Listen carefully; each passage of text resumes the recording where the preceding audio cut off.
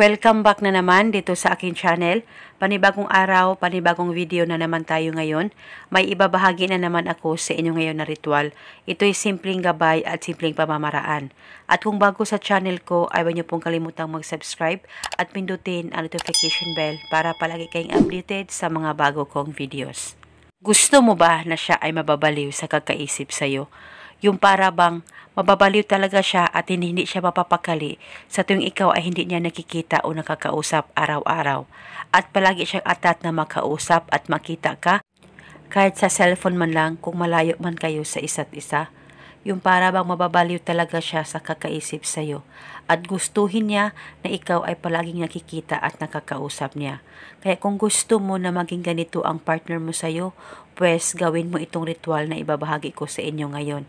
Dapat 100% kang naniniwala sa mga ganitong pamamaraan at paniguradong ito ay tatalab agad-agad at ikaw ay maging masaya sa magiging resulta nito.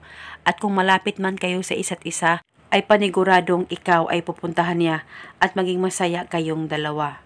Ang gagawin mo lamang, kumuha ka ng isang basong tubig at pagkatapos hawakan mo muna ito saglit. Mag-focus at mag-concentrate ka.